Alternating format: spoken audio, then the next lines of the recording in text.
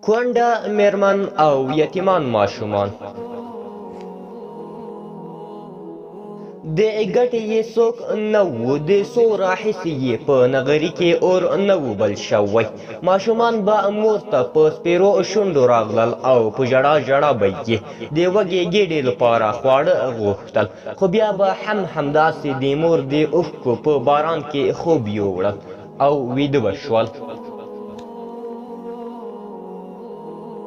لس کلن مشر زوی یې چې ډېر ناروغي ځپلی و او د درملو لپاره یې پیسې نه وې تر ډېره د مرګ او ژوند سره لاس او ګریوان و خو آخر داسې ورځ راورسېده چې بستر یې د ناروغي له کټ څخه د جنازې په کټ بدل شو کونډې میرمن او یتیمانو ماشومانو د کفن او دفن چارې هم د پور په پیسو برابر کړل د سیمې د رواج له مخې د ګاونډیانو له کورونو څخه د خوراک څه لوښي راوړل شول د کونډې میرمنې یوه مړۍ هم تر ستونې نه تېرېده وږې تږي یې د خپل تور قسمت له لاسه اوښکې تویولې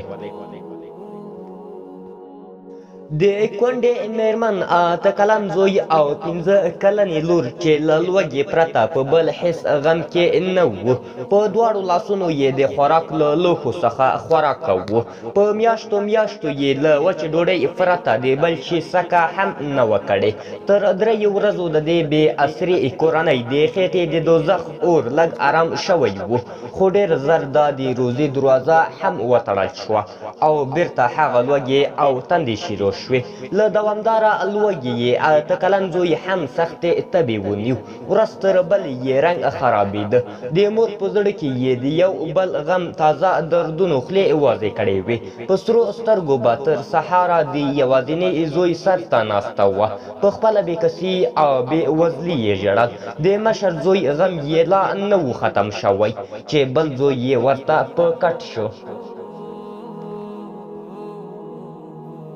15 کلنې لور یې په ژړغوني غږ له مور څخه وپوښتل ورور مې کله مړ کېږي د مور په غوږونو کې یې انګازه شوه له ډېره غمه یې رنګ تور شو په ژړغوني اواز یې وویل ولې په سترګو ړنده شې ولې داسې وایې دا خو زما او ستا یوازینۍ اسره ده خدای به یې راته جوړ کړي کوچنۍ لور یې په سلګو شوه او ویې ویل مورې زه وږې یم کله چې مې ورور مړ شي ګاونډیان به زموږ کور ته خواړه راوړي په خپل چاپېریال کې وګورئ داسې ډېرې غریبې او ناچاره کورنۍ شته چې د خوړو اخیستلو توان نه لري د الله تعالی د رضا په خاطر مرسته ورسره وکړئ په حدیث شریف کې راغلي هغه پوره مؤمن نه دی چې دی په نس باندې موړ وي او د ده د څنګ ګاونډی وږی وي